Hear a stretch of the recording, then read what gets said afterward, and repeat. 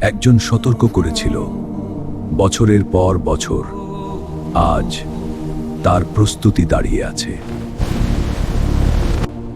তারা শক্তিশালী ছিল, তারা ভাবত কেউ তাদের থামাতে পারবে না।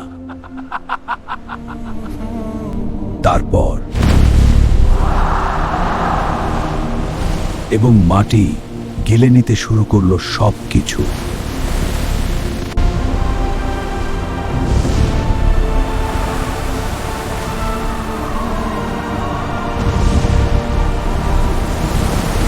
তারা ভাবত কেউ তাদের থামাতে পারবে না, কিন্তু আকাশ নীরব ছিল না। তারা ছিল শক্তিশালী, সমৃদ্ধ, নির্ভীক। কিন্তু একজন মানুষ তাদের সতর্ক করছিল।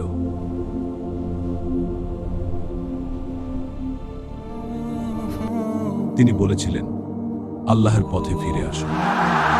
আর তিনি শুরু করলেন এক অসম্ভব কাজ।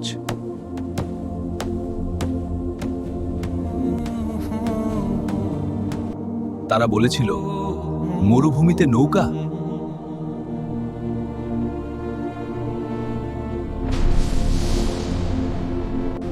তারপর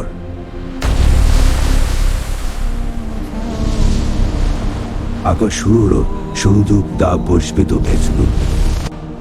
বৃষ্টি শুধু আকাশ থেকে নামেনি, মাটিও বিদ্রোহ করল। পৃথিবী নিজেই হয়ে গেল সতর্কবার্তা। যা শান্ত ছিল তা হলো উন্মত্ত, যা স্থির ছিল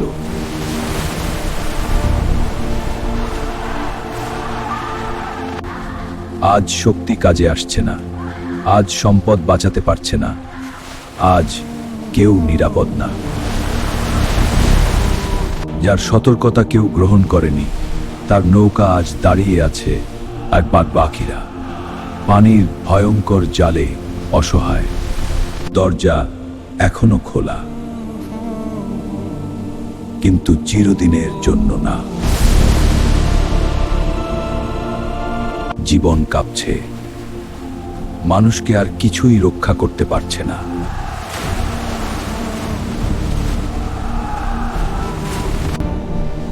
প্রতি পদক্ষেপে মৃত্যুর সংকেত নেমে এসেছে।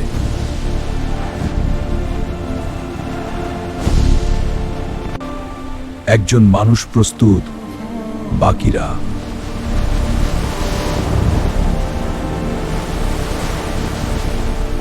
আজ ইতিহাস সাক্ষী দিচ্ছে, একমাত্র আশ্রয় নৌকায়, আর বাকিরা পানির কবলে অসহায়।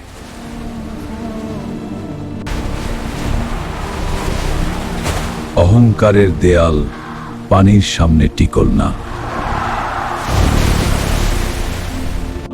আকাশ খুলেছিল, মাটি ফেটে গিয়েছিল। এটা ছিল শেষ শতকবার পরিণতি। পাহাড়ও আশ্রয় দিল না, কারণ বিচার ছিল সর্বত্র।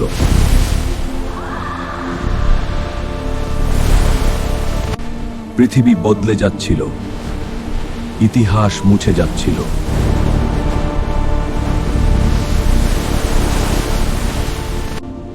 একটি নৌকা টিকে ছিল, কারণ সেখানে ছিল আনুগত্য। এটা শুধু ধ্বংস ছিল না, এটা ছিল ইতিহাসের শিক্ষা। অহংকার ডুবে যায়, সত্য টিকে থাকে। ঝড়ের ভেতরেও একটি কাঠামো ছিল শান্ত,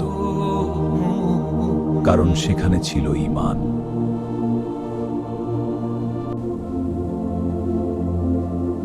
যখন সবকিছু ডুবে যায়, তখন একমাত্র আশ্রয় থাকে আকাশের দিকেও। প্রতিটি ঝড়ের পর একটি সকাল আসে।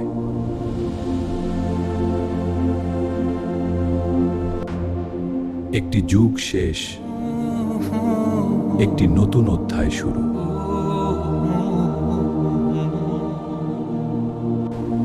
অহংকার ডুবে গেছে, কিন্তু শিক্ষা রয়ে গেছে।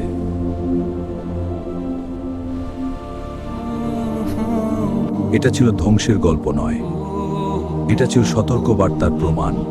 যারা শুনেছিল তারা টিকে ছিল।